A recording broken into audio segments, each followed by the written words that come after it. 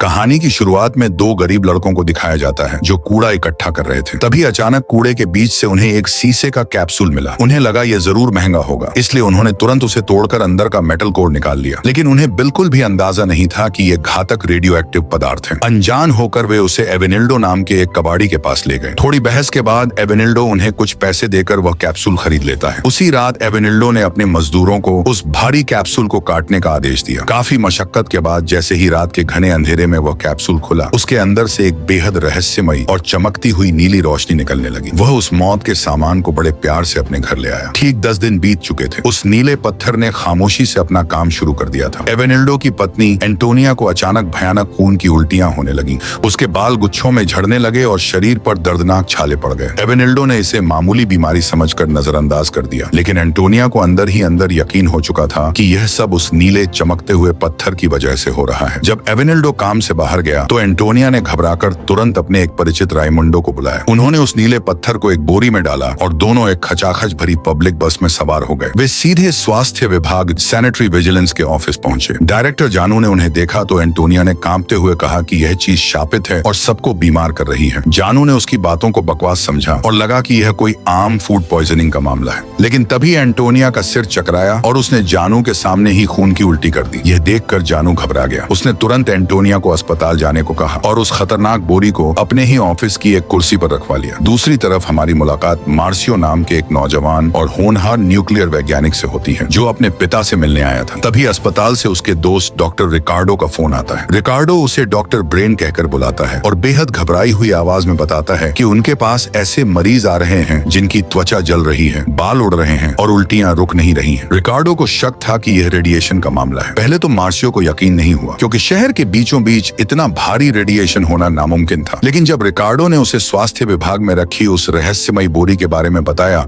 तो मार्सियो के कान खड़े हो गए। उसने तुरंत एक रेडिएशन नापने वाली मशीन ली और जानू के साथ ऑफिस की तरफ निकल पड़ा। जैसे ही वे स्वास्थ्य विभाग की बिल्डिंग के पास पहुंचे, मशीन जोर जोर से अलार्म देने लगी। सुई पागलों की तरह भाग रही थी। मार्सियो को लगा कि उसकी मशीन ही खराब हो गई है। तभी उसने देखा कि सेक्रेटरी क्रिस ने फायर ब्रिगेड वालों को बुला लिया था और वे उस बोरी को उठाकर सीधा नदी में फेंकने जा रहे थे। मार्सियो गाड़ी से कूदा और भागते हुए चिल्लाया कि रुक जाओ, ये कोई आम चीज नहीं बल्कि हाई लेवल का रेडियो एक्टिव पदार्थ है। अगर ये नदी में गया तो पूरा शहर पानी पीकर तड़प तड़प कर मर जाएगा। बिना एक पल गवाए खतरे का अलार्म बजाया गया और पूरी बिल्डिंग को खाली करवा लिया गया। इसके बाद मार्सियो और जानू भागते हुए उस जगह की तलाश में निकले जहां से यह शुरू हुआ था। वे एवेनिल्डो के कबाड़खाने पहुंचे। वहां का नजारा देखकर उनकी रूह कांप गई। वहां मौजूद मजदूर बुरी तरह झुलस चुके थे। उनकी त्वचा छिल रही थी। जब एवेनिल्डो से पूछताछ की गई तो वह भड़क गया, लेकिन एक तड़पते हुए मजदूर ने बता दिया कि यह कैप्सूल उस पुरानी क्लिनिक से आया था। मार्सियो जब उस क्लिनिक पहुंचा तो वहां मशीन ने कोई रेडिएशन नहीं दिखाया। इसका सीधा मतलब था कि कैप्सूल वहां नहीं बल्कि कबाड़खाने में काटा गया था और अब जहर हवा में घुल चुका था। मार्सियो ने तुरंत स्वास्थ्य सचिव एमरसन को फोन किया और पूरा इलाका खाली करने को कहा, लेकिन एमरसन ने अपनी जिम्मेदारी से पल्ला झाड़ लिया। तब हारकर मार्सियो ने सीधे नेशनल न्यूक्लियर एनर्जी कमीशन के डायरेक्टर बेनी ऑरेनस्टीन को फोन लगाया। बेनी ने पुरानी फाइलें खंगाली और जो सच सामने आया उसने उसके पैरों तले जमीन खिसका दी। उस क्लिनिक में सीजियम 137 नाम का एक बेहद खतरनाक और जानलेवा पाउडर रखा हुआ था जिसकी जानकारी किसी रिकॉर्ड में नहीं थी। यह कोई ठोस धातु नहीं थी बल्कि एक बारीक पाउडर था जो हवा, पानी और इंसानों के छूने से आग की तरह फैल सकता था। खतरा इतना बड़ा था कि मार्सियो ने सीधे गवर्नर को चेतावनी दी कि अगर तुरंत लोगों को आइसोलेट नहीं किया गया तो शहर श्मशान बन जाएगा। गवर्नर ने आनन फानन में एक बड़ा स्टेडियम खाली करवाया। इसके बाद मार्सियो भारी पुलिस फोर्स के साथ एवेनिल्डो के घर उसे निकालने पहुंचा। एमरसन ने बताया कि घर का कोना कोना दूषित है। एवेनिल्डो ने घर छोड़ने से मना कर दिया, लेकिन जब मार्सियो ने उसे बताया कि वह नीला पाउडर कोई खजाना नहीं बल्कि मौत की पुड़िया है तो उसके पैरों तले जमीन खिसक गई। उसी घर में एवेनिल्डो का भाई जो और उसकी छोटी भतीजी सेलेस्टे भी मौजूद थी जिसके चेहरे पर रेडिएशन के खौफनाक निशान दिखने लगे थे। मजबूरी में सभी को एक बस में भरकर स्टेडियम ले जाया गया। उधर बेनी तुरंत स्पेशल फ्लाइट से गोयानिया पहुंच गया। वह सीधा स्वास्थ्य विभाग के ऑफिस गया जहां वह कैप्सूल रखा था। उसने अपना गाइगर काउंटर निकाला और जैसे ही मशीन कैप्सूल के पास गई उसकी सुई अपनी आखिरी हद पार कर गई। रेडिएशन इतना भयंकर था कि कोई इंसान उसके पास भी नहीं फटक सकता था। बेनी ने तुरंत सीमेंट मिक्सर ट्रक मंगवाया और उस कैप्सूल के ऊपर एक विशाल कंक्रीट का ट्यूब बनवाकर उसे हमेशा के लिए सील कर दिया। लेकिन तभी मार्सियो ने बेनी को एक ऐसा सच बताया जिसने सबकी धड़कनें रोक दी। मार्सियो ने बताया कि सीजियम सिर्फ कैप्सूल में नहीं था बल्कि उसे पाउडर के रूप में कई लोगों ने छुआ है और वह पूरे शहर में फैल चुका है। यह सुनते ही बेनी ने तुरंत मार्सियो का रेडिएशन चेक किया। किस्मत से मार्सियो का शरीर सुरक्षित था, लेकिन उसके जूते रेडियो एक्टिव गायब हो चुके थे। बेनी ने उसे तुरंत जूते फेंकने को कहा। रात को जब मार्सियो घर पहुंचा तो वह डर के मारे सिर्फ अंडरवियर में अंदर गया। वह अपने पिता और प्रेग्नेंट बियांका को इस मौत के साये से दूर रखना चाहता था, इसलिए वह उनसे कई फीट दूर ही खड़ा रहा। अगले दिन बेनी ने टीवी पर आकर पूरे देश को इस खौफनाक सच से वाकिफ कराया। उसने चेतावनी दी कि जो कोई भी उस नीले पत्थर के संपर्क में आया है वह तुरंत स्टेडियम पहुंचे। स्टेडियम में अफरा तफरी का माहौल था। तभी पर्यावरण विशेषज्ञ पाउला टीम में शामिल हुई। जांच के दौरान मार्सियो को एक ऐसी बात पता चली जिससे उसके रोंगटे खड़े हो गए। एंटोनिया उस मौत के कैप्सूल को एक आम पब्लिक बस में लेकर आई थी। मार्सियो समझ गया कि वह बस पूरे शहर में घूम घूम कर लोगों में सीजियम बांट रही है। उसने 6 क्रिटिकल पॉइंट बनाए। कार्लिनहोस का घर, कबाड़ खाना, एवेनिल्डो का घर, जो का घर और नीना का घर। लेकिन सबसे बड़ा खतरा वह बस थी। पाउला ने तुरंत सारी बसें रोकने को कहा, लेकिन गवर्नर ने लोगों में दहशत फैलने के डर से ऐसा करने से साफ मना कर दिया। उधर मार्सियो अपनी जान की परवाह किए बिना भागता हुआ अस्पताल पहुंचा और तड़पती हुई एंटोनिया से उस बस का नंबर पूछने लगा। एंटोनिया ने हांफते हुए बताया कि वह बस नंबर 008 या 009 थी। स्टेडियम में चेकिंग के दौरान इंसानी बेबसी का सबसे दर्दनाक मंजर सामने आया। एवेनिल्डो के भाई जो ने उस नीले पाउडर को अपने घर ले जाकर अपनी छोटी सी बच्ची सेलेस्टे को यह कहकर दे दिया था कि ये आसमान से टूटे हुए तारे हैं। उस मासूम बच्ची ने उस नीले चमकते जहर से खेला, उसे अपने शरीर पर मला और बिना हाथ धोए खाना खा लिया। उसने सीजियम को सीधा अपने पेट में उतार लिया था। जब चेक किया गया तो बच्ची का शरीर भयंकर रूप से रेडियो एक्टिव था, लेकिन उसकी माँ कैटरीना बिल्कुल सुरक्षित थी। सुरक्षा नियमों के कारण उस माँ को उसकी चीखती हुई बच्ची से अलग कर दिया गया, जो खुद दूषित था। इसीलिए उसने बच्ची की जिम्मेदारी ली। अस्पताल में मौत का तांडव शुरू हो चुका था। हालात इतने खौफनाक थे कि शहर के अस्पताल के डॉक्टर और नर्सें अपनी जान के डर से हड़ताल पर चले गए थे। कार्लिनहोस का हाथ बुरी तरह सड़ चुका था और वह दर्द से चीख रहा था। तब doctor Eduardo, Victor and physicist William अपनी जान पर खेलकर वहां पहुंचे। उसने तुरंत डॉक्टरों के लिए एक्सपोजर की लिमिट तय की और उन्हें डोसीमीटर पहनाकर मरीजों के पास भेजा। दूसरी तरफ पाउला और बेनी शहर की खाक छान रहे थे। वे एवेनिल्डो के घर पहुंचे, जो एक हॉटस्पॉट बन चुका था। एवेनिल्डो ने वह जहर 10 दिन तक अपने घर में सजा कर रखा था। उसे मेज पर फैलाकर दोस्तों को दिखाया था। सबने उस नीले अजूबे को छुआ था। सबसे बड़ी तबाही तब हुई जब कैटरीना ने अनजाने में उस पाउडर को धोकर सीवर में बहा दिया था। पाउला और बेनी को जब यह पता चला तो उनके पसीने छूट गए, क्योंकि सीवर का पानी नदी में मिलता था। उन्होंने तुरंत पूरा इलाका खाली करवा दिया और सड़क को ब्लॉक कर दिया। उधर मार्सियो ने पागलों की तरह ढूंढकर आखिरकार उस शापित बस को खोज निकाला। बस यात्रियों से भरी थी। मार्सियो ने बस रुकवाई और लोगों को खौफनाक सच बताया। पहले तो लोग घबरा गए, लेकिन फिर उसने सबको सीधा स्टेडियम भेज दिया। अब पुलिस चीफ मार्लिन ने इस तबाही के जिम्मेदारों को पकड़ने के लिए जांच शुरू की। जब जमीन के मालिक ग्लोबिस और अस्पताल प्रशासन से पूछताछ हुई तो दोनों ने एक दूसरे पर इल्जाम लगाना शुरू कर दिया। आपस की लड़ाई, लालच और कोर्ट कचहरी के चक्कर में उन्होंने एक न्यूक्लियर बम को खुले आसमान के नीचे भगवान भरोसे छोड़ दिया था। उधर बेबस कैटरीना को अस्पताल से छुट्टी मिल गई, लेकिन उसके पास ना घर था ना पैसे। एक दयालु नर्स ने उसे कपड़े और कुछ पैसे दिए ताकि वह अपनी जान बचा सके। मार्सियो और पाउला को नदी का पानी तो साफ मिल गया, लेकिन तभी उनके पास से एक कबाड़ का ट्रक गुजरा और उनकी मशीनें जोर जोर से बजने लगी। उन्होंने ट्रक का पीछा किया तो एक और डरावना सच सामने आया। कार्लिनहोस और लुसियो ने उस रेडियो एक्टिव कबाड़ के साथ साथ कागज भी इकट्ठा किए थे और वह दूषित कागज रिसाइकिल होने के लिए साओ पाउलो की फैक्ट्री में भेजा जा चुका था। उधर मार्सियो को एवेनिल्डो के घर में एक रेडियो एक्टिव कुत्ते ने काट लिया, जिसकी वजह से उसे भी अस्पताल में भर्ती होना पड़ा। दिन ब दिन हालात बिगड़ते जा रहे थे और आखिरकार वो मनहूस घड़ी आ ही गई जिससे सब डर रहे थे। छोटी मासूम सेलेस्टे और एंटोनिया के शरीर ने रेडिएशन के आगे घुटने टेक दिए। दोनों को भयानक कार्डियक अरेस्ट आया और तड़प तड़प कर उनकी दर्दनाक मौत हो गई। जब इन मृतकों को दफनाने की बारी आई तो उनके ताबूतों को मोटी परतों से पैक किया गया, लेकिन शहर के लोग इतने खौफजदा थे कि उन्होंने कब्रिस्तान में भारी पथराव और हंगामा कर दिया। उन्हें डर था कि इन लाशों को जमीन में गाड़ने से मिट्टी और पानी में भी रेडिएशन फैल जाएगा। पुलिस को भारी बल प्रयोग करके उन्हें दफनाना पड़ा। कुछ समय बाद मार्सियो को अस्पताल से छुट्टी मिल गई। उसने अपनी काबिलियत से गवर्नर की मदद की और रेडियो एक्टिव कचरे को दफनाने के लिए एक सही जगह का इंतजाम कर लिया। अंत में बेनी ने प्रेस कॉन्फ्रेंस में आकर दुनिया के सामने अपनी और सरकार की गलती मानी। मार्सियो और बियांका फिर से एक हो गए। एवेनिल्डो और उसका बचा हुआ परिवार रेडिएशन से मुक्त तो हो गया, लेकिन अब उनके पास ना अपना घर था और ना ही जिंदगी की कोई उम्मीद। तो अब तुम बताओ कि तुम्हें यह दर्दनाक और रोंगटे खड़े कर देने वाली कहानी कैसी लगी।